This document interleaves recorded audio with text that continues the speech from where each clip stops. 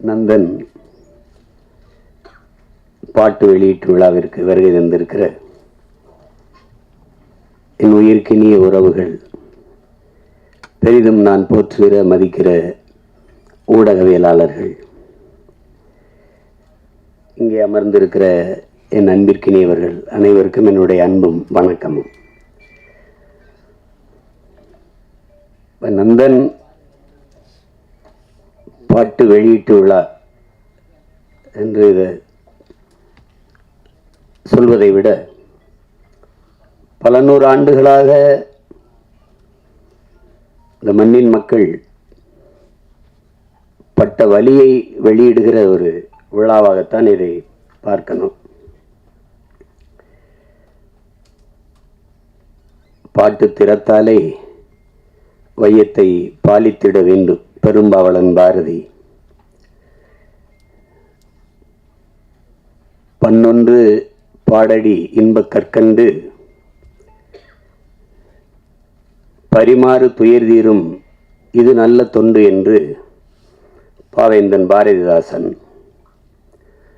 பாடும் பணியே பணியாய் அருள் தேடும் என்று சுந்தர அனுபூதி. இசை வடிவாய் நின்ற நாகியே என்று அபிராமிப்பட்டர். இவர்களெல்லாம் பாடி இந்த இசையால் உலகத்தின் எல்லா துயரங்களையும் போக்க முடியும், அளப்பெரிய இன்பத்தை அடைய முடியும். இசையால் இறைவனையே மயக்க முடியும், இறைவனையே காண முடியும் என்று எண்ணற்ற பெருமக்கள் தங்கள் பாக்களால் நிரூபித்திருக்கிறார்கள். ஆனால் இந்த இசை, நந்தன் வெளியிடுகிற இசை இறைவனை காண அல்ல, ஒரு நல்ல மனிதனை காண்பதற்கு, மானுடமுள்ள ஒரு மனிதனை காண்பதற்கு அவன் வெளியிடுகிற இசை. ஒளியை அடிப்படையாக வைத்து உருவாவதுதான் இசை. செவி வழியே சென்று இதயத்தை தடவி கேட்கும் உயிர்களெல்லாம் மயக்கி தன்வயப்படுத்துகிற ஒளியே இசை, அந்த ஓசையே இசை. ஆனால் நந்தன் வெளியிடுகிற இசை இதயத்தை தடவப் போவதில்லை, அது தட்டும், பேரளவில் அது தாக்கும். அதுதான் நந்தனுடைய இசை. காரணம், அந்த இசையை மீட்டுகிற வீணை அதன் நரம்புகள் கம்பிகளால் ஆனவை அல்ல, இரத்தமும் சதையும் உள்ள மானுடனின் நரம்பினால் பின்னப்பட்டவை. செத்துப்போன மாட்டின் தோளிலிருந்து எடுத்து செய்யப்பட்ட பறையின் இசை அல்ல, உயிரோடு இருக்கிற மனிதனின் தோலை உரித்து உருவாக்கப்பட்ட பறையின் இசை. இது நாம் ஆடுவதற்கல்ல, அதிர்வதற்கு எழுப்பப்படுகிற இசை நந்தனின் இசை. நாம் கேட்டு சிலிப்பதற்கல்ல, சிந்திப்பதற்கு, நாம் ரசிப்பதற்கல்ல இந்த இசை, ஆழ்ந்து யோசிப்பதற்கு எழுப்பப்படுகிற இசைதான் என் தம்பி ரா சரவணன் உருவாக்கியிருக்கிற நந்தனின் இசை. அந்த இசையின் நாயகன் என் அன்பு இளவல் சிப்ரான் அவர்களுக்கும், என்னுடைய அன்பிற்கினிய கவிஞர் ரவி அவர்களுக்கும் என்னுடைய பாராட்டுக்கள். இங்கே படத்தை பார்த்தவர்களோட படத்தை பற்றி சொல்ல தயங்குகிறார்கள். என் தம்பி சரவணன்ட்ட கேட்டேன், கதை தெரிஞ்சிருமோ அப்படின்னு. கதை தெரிஞ்சாதான் படம் பார்க்கவே வருவாங்க. அது ஏதோ அதில் படத்தில் மறைவுர்கள், அது என்ன பேசுறதுல கூட மறைச்சு மறைச்சு பேசுகிறாங்க. அது நீங்கள் போய் பாருங்க, நீங்கள் போய் பாருங்க அப்படின்னு சொன்னாதான் பார்க்க வருவாங்க அவங்க. ஒரு சில படைப்புகள் தான் திரையரங்கை விட்டு வெளியில் போன பிறகு அந்த கதையும் கதைக்களமும் கதா மாந்தர்களும் நம் பின்னாடியே வருவார்கள், நம் கூடவே பல நாட்கள் இருப்பார்கள், நம் கண்ணை விட்டு நம் உணர்வை விட்டு அகல மறுப்பார்கள். அப்படிப்பட்ட ஒரு தாக்கத்தை ஏற்படுத்திய படைப்பு தான் என்னுடைய தம்பி ரா சரவணன் அவர்களுடைய படைப்பு நந்தன். பல நூறு ஆண்டுகளாக இந்த இனம் தூக்கி சுமந்து வருகிற வழியை திரை மொழியில் பதிவு செய்யப்பட்டிருக்கு. நந்தனை எரிக்கும் போது நந்தன் எப்படி கதறி அழுதிருப்பானோ அந்த கதறல் தான், அந்த கதறல்களின் சில சிதறல்கள் தான் இந்த திரைக்காவியம். இது இங்கே தம்பி சசி அவர்கள் சொல்லும்போது இது ஆகச்சிறந்த ஒரு பதிப்பு. அது டப்புன்னு இந்த படத்தை பார்த்து அப்படி மறந்துட்டு கடந்தெல்லாம் போக முடியாது, அவ்வளவு பெரிய ஒரு பதிப்பு. அது ஒவ்வொரு காட்சிகளும் அவ்வளவு கவனமாக பதியப்பட்டிருக்கு. அப்படிதான் நான் பார்க்குறேன். இங்கே பல நாட்கள் பார்க்கணும்னு அதை என் தம்பி சரவணன் வலியுறுத்தி நேரம் இல்லாமையால் ரொம்ப நேரம் நெருக்கடிகளில் பார்த்தும் கூட அந்த படம் எவ்வளவு வேலைப்பளுவும் என்னை விட்டு நீங்காத அந்த காட்சிகள் என்னை அழித்து கொண்டிருக்கிறது. அவ்வளவு பெரிய தாக்கத்தை அந்த படம் தந்திருக்கு. இதில் படத்தின் மாந்தர்கள், குறிப்பாக என்னுடைய தம்பி சசி, அவன் நடித்த அயோத்தி படத்தை பார்த்து நான் பாராட்டினேன். என்னுடைய அருமை சகோதரர் ட்ரைடன் தியேட்டர் அந்த ரவிதான் தயாரித்திருந்தார். அது ஒரு சிறந்த படம். ஆனால் என் தம்பி சசியாகவே இருப்பான். அதில் அது கதாபாத்திரம் அவனை நகர்த்தும். ஆனால் இந்த கதையில், இந்த படத்தில் முதல் பதிவிலிருந்து சசியை நீங்கள் மறந்து விடுவீர்கள். சசி என்ற ஒரு நடிகன் நீங்கள் இதுவரை திரையில் பார்த்த அந்த கலைஞன் இல்லை. உண்மையிலேயே அது கூடுப்பானையாகவே வாழ்ந்திருப்பான். அப்படி ஒரு உடல் மொழி, அவனுடைய உரையாடல், உச்சரிப்பு அவ்வளவு அருமையான ஒரு வெளிப்பாடு. அதை எவ்வளவு பாராட்டினாலும் தகும். அதற்கு பிறகு அது புதிய அறிமுகமாக இருக்கிற சுருதி அவர்களுடைய கதாபாத்திரம், அதனுடைய பங்களிப்பு, புதியவர் என்று யாரும் சொல்ல முடியாது திரையிலே. என்னுடைய தம்பி சமுத்திரக்கனி படத்தில் சிறிய நேரம் வந்தாலும் அதுதான் அது. இந்த சமூகம் ஒரு மானுடனை எப்படி பார்க்கணும், சக மனிதனை அப்படிங்கிறத அந்த கதாபாத்திரம் சொல்லுது. ரொம்ப ஆழமான கதாபாத்திரம். இந்த மொத்த திரைக்கதையை தூக்கி நிறுத்துகிற ஒரு ஒரு ஒரு ஒரு ஒரு கதாபாத்திரம் இருக்குது. அதை நடிச்சிருக்கிறவன் என் தம்பி பாலாஜி சக்திவேல். நானும் என் தம்பி சசியும் பேசிகிட்டு இருக்கும்போது, பாலாஜி என்னடா அப்படி நடிச்சிருக்கான் அப்படி. அவன் கதாபாத்திரம் மட்டும் மொத்த படத்தையும் தாங்கி நிறுத்து. ஒரே தூணில் ஒரு பெரிய கட்டடத்தை தாங்கி நின்னா அப்படியோ அப்படி நிற்கிது அந்த கதாபாத்திரம். அவ்வளவு சிறப்பாக அது செஞ்சுருக்கான். அது செஞ்சுருக்கான். அது சும்மா சொல்ல முடியாது. தம்பி ஜிப்ரான் அவர்களுடைய இசை, தம்பி சமுத்திரக்கனி குறிப்பிட்டது மாதிரி, ஒரு அழகான நிறைய பூக்களை வச்சு கோர்க்கிற போது ஒரு நார் தான் அதை தாங்கியிருக்கும். அது மாதிரி நிறைய காட்சிகள் அவருடைய இசையால் அப்படி அது அந்த அந்த தாக்கத்தை மிக அருமையாக பின்னணி இசையில் அவ்வளவு அருமையாக செஞ்சுருக்காரு. அதை ரொம்ப யோசிச்சு தான் வடிவெடுத்துருக்காங்க. ஜிப்ரான் தான் அது. ஏன்னா பின்னணி இசையில் ஒரு படத்தை தூக்கி நிறுத்துகிற ஆற்றல் ரொம்ப அரிதினும் அரிது. அது உலகத்திலே ஆகச்சிறந்த ஒரு இசை மேதை உண்டென்றால் அதற்கு நம்முடைய அப்பா இளையராஜா அவர்கள் தான்.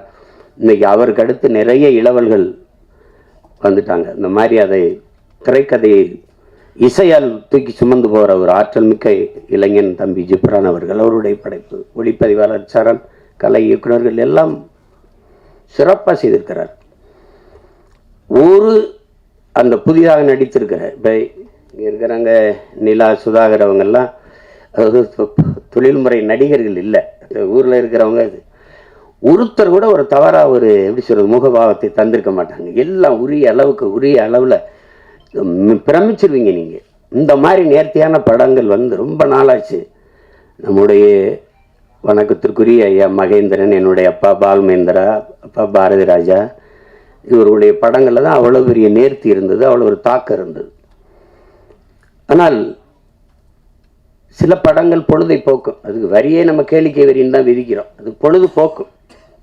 ஏதாவது ஒரு அரிதிலும் அரிதான படங்கள் தான் பொழுதை நல்ல பொழுதாக ஆக்கும்.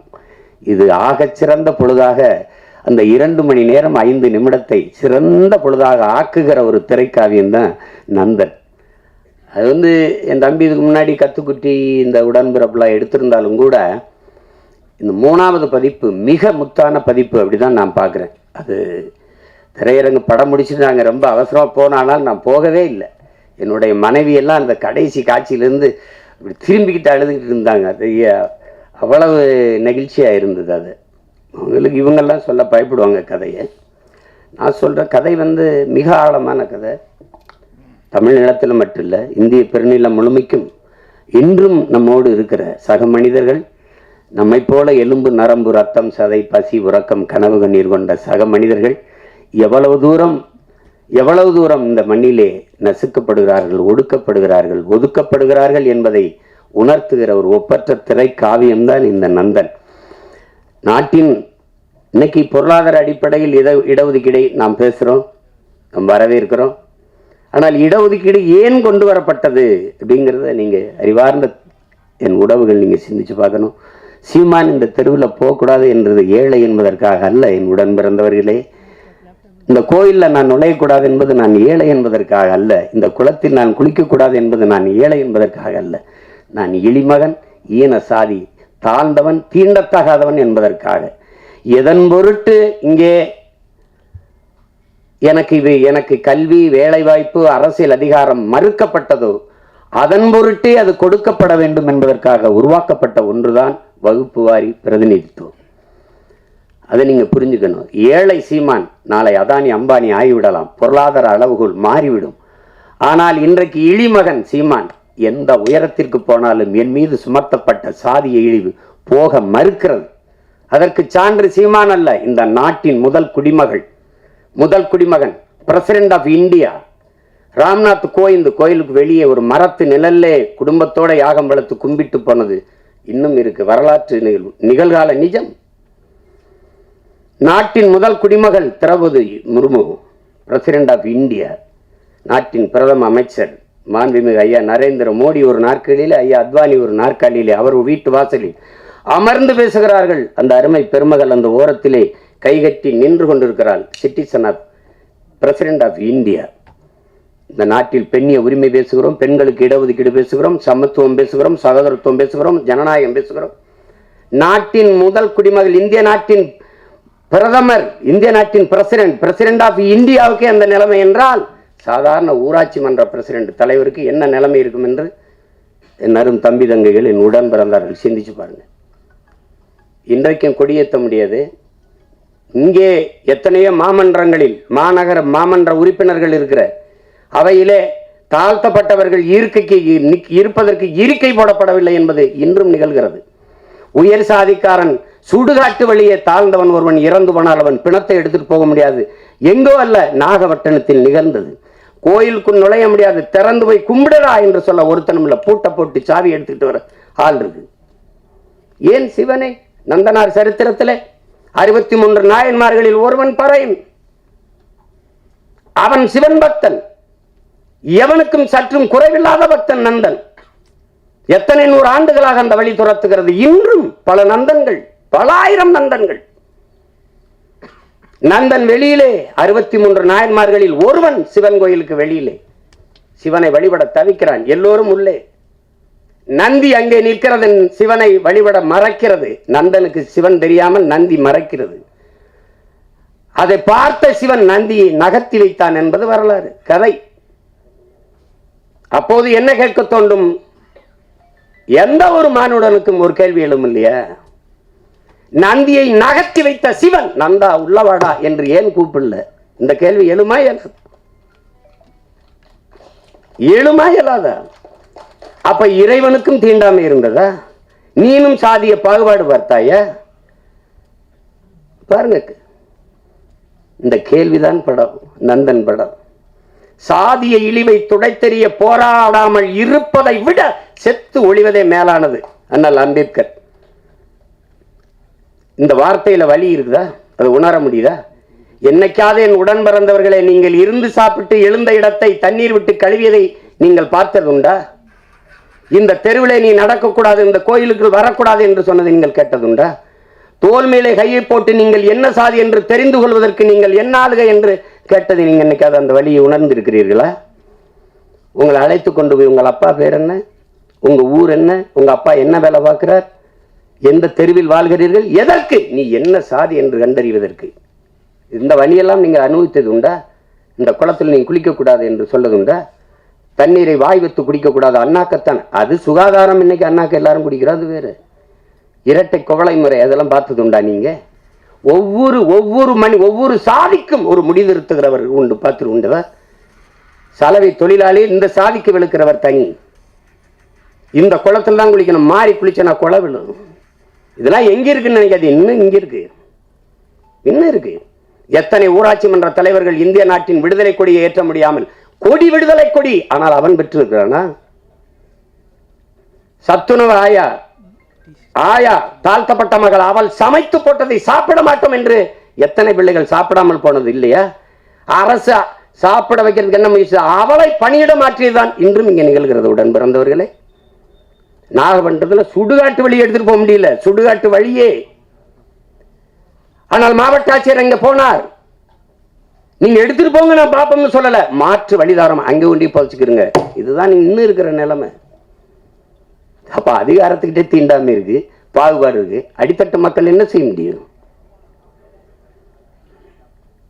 அது இன்னும் அந்த நந்தனை எரித்த தீ இன்னும் எரிந்து கொண்டுதான் இருக்கிறது. அதுதான் இந்த படம் வலியுறுத்துது.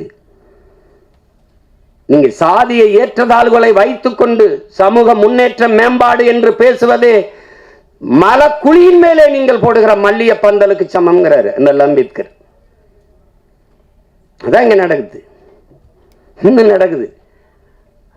ஆனா நம்ம சகோதரத்துவம் பேசுவோம், சமத்துவம் பேசுவோம். இந்திய அரசியலமைப்பு சட்டம் கொடுத்தது தமிழ்நாட்டுக்குள்ள 42 தொகுதி ஆதி குடிகளுக்கு, 2 தொகுதி பழங்குடி. ஆனால் அரசியல் அமைப்பு தந்ததை தவிர இந்த கட்சிகள் கொடுத்தது எத்தனை?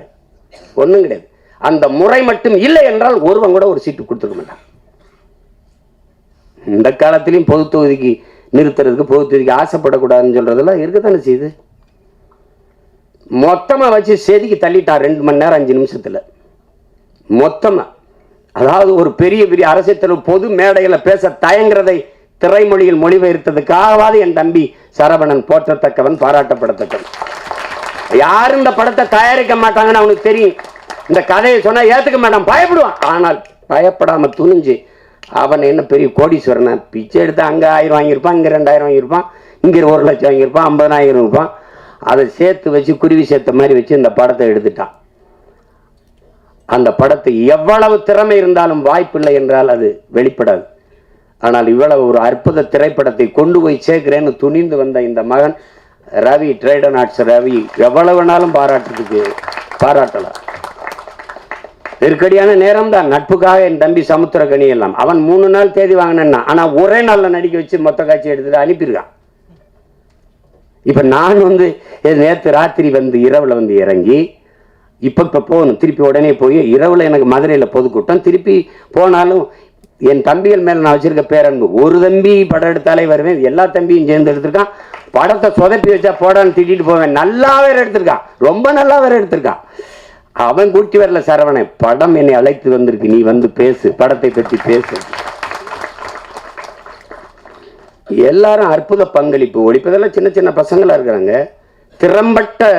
திறம்பட்ட ஆளுமை எல்லாருமே வெளிப்படுத்திருக்காங்க. அதுல குறிப்பா நான் பொறாமைப்பட்டது ஒன்று இருக்கு. என் தம்பி சமுத்திரக்கனியின் கதாபாத்திரம், அந்த காட்சி அவன் நடிச்சு அந்த ஒரு நாளை எனக்கு கொடுத்துருக்க கூடாதாடா அப்படின்னு சரவணனை திட்டினேன். சசிகிட்ட கூட சொல்லிட்டேன், அந்த கதாபாத்திரத்தை என்ன நடிக்க வச்சிருக்கலாம்லடா. ஏன்னா நான் தான் அவன், என்னுடைய கதாபாத்திரம் தான் கனி நடிச்சிருக்கான், அருமையா நடிச்சிருக்கான். அவன் அப்பப்ப அப்படி எங்கேயாவது அவன் போறான். இப்ப நான் எனக்கு ரொம்ப பொழுதுனா விஜய் சூப்பர் தான் பார்ப்பேன். என் மகன்கிட்ட வீட்டு திரை போடலாம்னா, அப்ப தெலுங்கு டப்பிங் படத்துக்குலாம் எதுக்குப்பா வீட்டு திரைன்னு கேட்கிறான். அந்த மாதிரி பார்ப்பேன். அதுல எந்த படம் பார்த்தாலும் என் தம்பி இருக்கான். மகேஷ் பாபுவோட நடிக்கிறான், ரவி தேஜாவோட சண்டைய போடுறான், அங்க பாக்குற எல்லாரோட இருக்கான். நான் சொன்னேன், டேய் சசியா எப்போ எந்த படத்துலயும் இருக்கான்டாவன். அவங்க கேமரா இல்லாம கூட போனாலும் போவாங்க. இவருக்கு தம்பி கனி இல்லாம படப்பிடிப்பு போக மாட்டாங்க இவர்கள. அந்த நேரத்திலையும் பார்த்தா இப்ப சொல்லிட்டு இருப்பான், காலையில 6 மணிக்கு தூங்காம குளிச்சுட்டு இருக்கான். அண்ணன் தூங்கிடுவா கொஞ்ச நேரம் கேட்குறான். இப்ப திருப்பி அவன் தேனிக்கு போகணும், நான் மதுரைக்கு போகணும்.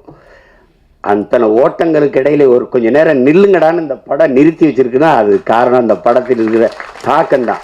நான் சும்மா சொல்ல, நல்லா இருக்குன்னா நல்லா இருக்கு, நல்லா இல்லைன்னா அப்புறம் போயிட்டு பேசிட்டா. என் தம்பி பொண்ணு பார்க்க போன கதை தான் சொல்லுவாங்கல்ல, நான் போயிட்டு வரட்டா அப்படின்னு.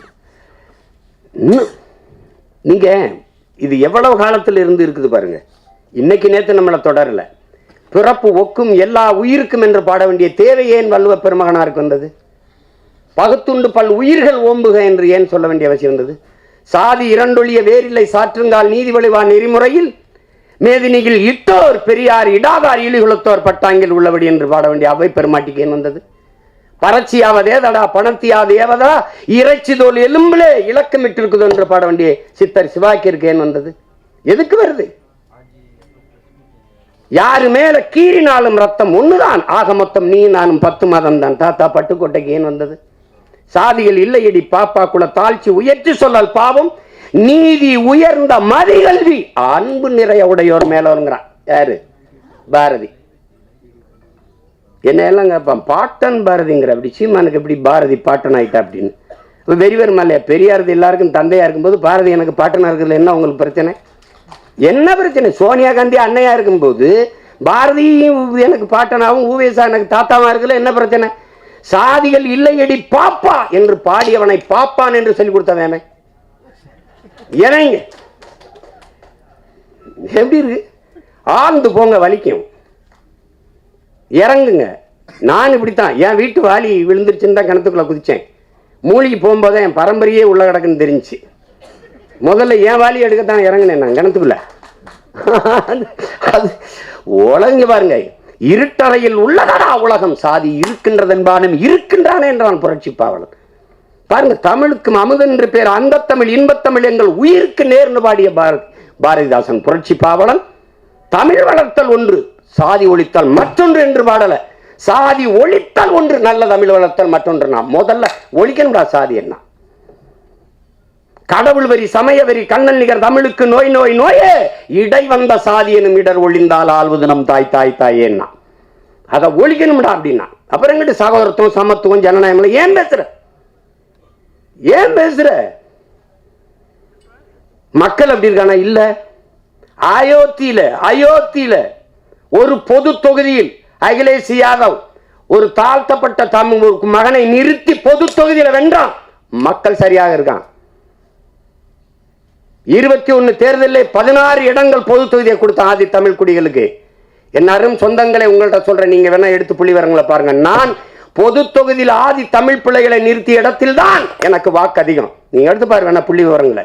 அப்ப மக்கள் சரியா இருக்காங்க, நீ சரியா இல்ல.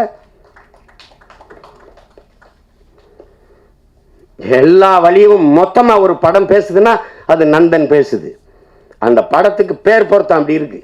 நந்தனார் சரித்திரம் நீங்க அது பார்த்துருக்க முடியும். இப்ப அப்பெல்லாம் நாடகமா கூட வந்துச்சு, இப்ப இல்ல.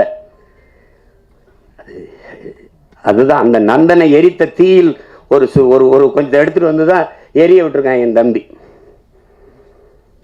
அந்த நந்தன்ல கைரேகை வச்சிருக்கான் பாருங்க. கல்வி அறிவற்ற சமூகம், படிக்க பள்ளிக்கூடம் கல்வி என்ன சொல்றது, கல்வி வரவே மறுத்த சமூகம் நாங்க. SC ST schedule tribes, SC Paraiyar Devendrar எல்லாருக்கும் இடஒதுக்கீடு இருக்கு. 18 விழுக்காடுங்கிறீங்க. முதல்ல எஸ்டிக்கு கம்யூனிட்டி சர்டிபிகேட் இருக்கா? சாதி சான்றிதழ் இருக்கா? ஆதி தமிழ் குடி குறவருக்கு இருளருக்கு சாதி சான்றிதழ் இருக்கா? இல்ல. திருவண்ணாமலை மாவட்டத்தில் இல்லாம போராடும் போது இங்கிருந்து நான் வண்டி எடுத்துட்டு போய் இந்த மக்களோட உட்கார்ந்து பள்ளிக்கூடத்தை விட்டு கர்ப்பிணி பெண்கள் வேலைக்கு போகாம அந்த குறவர் குடி மக்கள் உட்கார்ந்து அவங்களோட உட்கார்ந்து போராடி 3000 பேருக்கு சாதி சான்றிதழை நான் பெற்றுக் கொடுத்திருக்கிறேன் என்றால் அப்ப எந்த நிலைமையில் அவன் மக்கள் இருக்கான்? சாதி சான்றிதழ் இல்லாதவன் என்ன சலுகையை பெற முடியும்? ரேஷன்ல அரிசி போடுறான், சரிதான். ரேஷன் கார்டுல தானே வாங்க முடியும், கார்டே இல்லையே. அந்த மக்களின் வழியை நீங்க அது பார்த்தாதான் தெரியும், அனுபவிச்சானது என்ன தெரியும். நமக்கு எல்லாமே செய்தி தான். விவசாயி செத்தாலும் செய்தி தான், நமக்கு மீனவன் செத்தாலும் செய்தி தான், எல்லாமே நமக்கு செய்தி தான். ஆனால் இந்த படத்தை பார்த்துட்டு அப்படி கடந்து போக முடியாது. பத்திரிகை இதழியல் உறவுகளுக்கெல்லாம் போட்டு காமிச்சாரா இல்லையான்னு தெரியல. நீங்க பார்க்கும்போது நான் பேசுற அந்த உணர்வு உங்களுக்கு புரியும். இது அது அவ்வளவு சிறந்த ஒரு ஒரு படைப்பு. அதுக்கு எடுக்கிறதுக்கு ஒரு அசாத்திய துணிவு வேணும். கதைக்களத்தை முதல்ல உள்வாங்கணும். அந்த கதாபாத்திரங்களை அதை அந்த திரைக்கதை அவ்வளவு செறிவா அவர் அந்த வழியை ஏற்படுத்துற அளவுக்கு செதுக்கிட்ட ரொம்ப அசாத்தியமான ஒரு படைப்பு. சமீப காலத்தில் ஒரு நீங்கள் தெருவில் நடந்துக்கிட்டே போகும்போது ஒரு அழகான ஒரு இடத்த பார்த்தா நின்று கொஞ்சம் நேரம் பார்ப்பீங்கல்ல, அப்படி எத்தனையோ படம் பார்த்து நீங்கள் கடந்து போனாலும் நந்தன் படத்தை கொஞ்சம் நேரம் நின்று அப்படி பார்ப்பீங்க. அப்படி ஒரு தாக்கத்தை ஏற்படுத்தக்கூடிய படம். அதுங்க நம்ம இன்னைக்கு இல்லை, எத்தனை பேர் எத்தனை முன்னோர்கள் நம்ம முன்னோர்கள் பாடியிருக்காங்க சாதி இழிவு தீண்டாமை கொடுமைக்கு. தாத்தா முத்துராமலிங்கத்தவர் அவர்களை இன்னைக்கு இல்லை சாதியவாதியாக தான் இந்த சமூகம் பார்க்குது, போட்டு அப்படி கட்டமைக்குது. சாதிய எண்ணம் கொண்டவன் அரசியலுக்கு வந்தால் நாடு நாசமாகி முடியும் பேசுனது அவர் தான். சாதிய சிந்தனை கொண்டவன் இறைவனையே வழிபட அருகதையற்றவன் அவர் தான். உன்கிரகை உயர்ந்தது உழைக்கிறகை தாழ்ந்தது என்கிற எண்ணம் எவருக்கும் இருக்கக்கூடாது. இறைவனுக்கு முன்பே இரண்டு கையும் இணைத்துத்தான் வணங்குகிறோம் என்று சொன்னதும் அவர் தான். பிறப்பில் இல்லை தாழ்ந்தவன் உயர்ந்தவன். அவன் பெற்றிருக்கிற கல்வி அறிவு, அவனுடைய தனி மனித ஒழுக்கம், செயல்பாடுகள், இதை வைத்துத்தான் ஒருவன் உயர்ந்தவன் தாழ்ந்தவன் என்று இதைத்தான் அம்பேத்கர் சொல்றார்.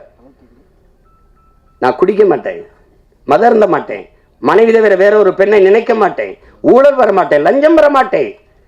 இந்த சமூகம் ஒழுக்கத்திற்கு என்னென்ன வரையறை வைத்திருக்கிறதோ அதையெல்லாம் கடைபிடித்து வாழ்கிற நான் இழிமகன், தாழ்ந்த சாதி. இந்த சமூகம் எதையெல்லாம் தவறு என்று போய்த்திருக்கிறதோ, ஒழுக்கக்கேடு என்று போய்த்திருக்கிறதோ அதையெல்லாம் செய்கிற ஒருவன் உயர்ந்த சாதி என்று பிறந்ததினாலேயே அவன் உயர்ந்தவன் என்று சொல்கிறாய். இது எப்படி ஏற்கிறதுங்கிறது நீங்களே சொல்லுங்க. இது எப்படி இருக்கிறது? எப்படி இருக்கிறது? எங்க அண்ணன் கமலஹாசன் என்கிட்ட பேசினது இருக்கு தனிப்பட்ட முறையில். நான் குளிக்காம ரெக்கார்டிங் தேட்டர் போவேன் தம்பி, நான் கறி சாப்பிடுவேன், நான் அசைவ உணவு சாப்பிடுவேன், சாமி கும்பிட மாட்டேன். பாருங்க, இது எங்க அண்ணன் கமலஹாசன் எதுவும் சொல்ல வர்றாரு. ஆனால் இதில் எதையுமே செய்ய மாட்டார். ஐயா இளையராஜா சாமி கும்பிடுவார், கவிச்சு சாப்பிட மாட்டார், குளிச்சுட்டு தான் வருவார், எல்லாம் பண்ணுவார். அவர் பறையன், நான் ஐயன். புரியுதா? இந்த வேறுபாடு புரியுதா? சமூகம் எப்படி கட்டமைச்சிருக்கு பாருங்க. இப்ப யாரு உயர்ந்தவர்? எது உயர்ந்தது? எதன் அடிப்படையில் நம்ம அதை பார்க்கிறோம்? அதுதான் பிரச்சனை. ஒரு மனிதன் என்ன வழி இருந்தா பேசுற பாருங்க. ஒரு மனிதன் ஒரு வாழ்நாளில் 10,000 புத்தகங்கள் படிக்கணும். இது சீன பழமொழி. ஐயா இறையன்பு எழுதின 10,000 மைல் பயணத்துல முதல்ல அதை எழுதியிருப்பார். 10,000 புத்தகங்கள் படிச்சிருக்கணும், 10,000 கிலோமீட்டர் பயணம் செஞ்சிருக்கணும். இது ஒரு மனிதனுடைய வாழ்நாள்ல. அது சீன பொன்மொழி. அதை எடுத்திருப்பார். 10,000 மைல் பயணம் புத்தகத்தை படிச்சீங்கன்னா முதல்ல இதை எழுதியிருப்பார். ஆனால் 64,000 புத்தகங்களை படித்த ஒருவன் இருக்கான் உலகத்துல. தனி மனிதன் நூலகம் தெற்காசிய கண்டத்திலேயே பெரிய நூலகமாக இருந்தது ஒருத்தனுடையதுதான்.